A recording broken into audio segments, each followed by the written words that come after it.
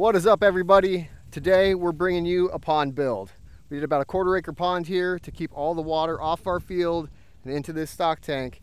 And we're going to take you through the build today so you can see the dozer coming in, the dirt removal, and then some of the rock we hit at the bottom. Talk about how we got to about 7.5 feet. We wanted to go 9 or 10, but we stuck it at 7.5. And we got some fish from the neighbors. So stay tuned. Keep watching and you'll get to see the whole build, and then we'll zoom out and you'll get to see some of the aerial shots of the pond. So hopefully you enjoy. Let's get into it. All right, so I'm just going to take you through start to finish from breaking ground here, pulling back some of the topsoil, getting the site ready for the pond build, and we'll go all the way from here through to the pond build, start and finish. It took about 2 days. Big D11 dozer. Doing a pretty good job moving the earth, obviously. It's still quite wet, though. We had a lot of rain, and so this dozer was actually slipping in the mud. We've got really thick mud out here. And even as it got down a couple of feet, there's still quite muddy soil. You can see the soil starting to change color here as it gets a little bit deeper and we get more into kind of the rockiness of the Texas subsoil. But it was doing a great job.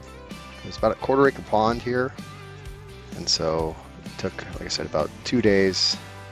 And you'll see here in a little bit after he gets done kind of digging the main part of the pond. We'll pull back and zoom out, and you'll be able to see the amount of progress he made. Probably about 3 hours that we were able to get down here, probably about 4 feet deep or so.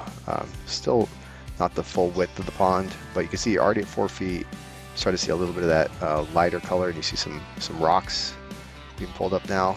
And you'll see later that we only get to about 7.5 feet on the pond build. You see the rocks he's hitting there. Only get to about 7.5 feet. We wanted to go 8.5, 9, but we really started to hit rock a lot earlier than we thought, and so we decided not to go any deeper, and we just backfilled with a little bit of clay. But the pond's holding water great, and it's deep enough for what we were going for, which is just really a retaining tank so that when it rains it doesn't flood that whole field. And yeah, so pulling out the dirt, just doing kind of the rough cuts so far, but you could even see already water starting to seep into the pond. It was so wet everywhere.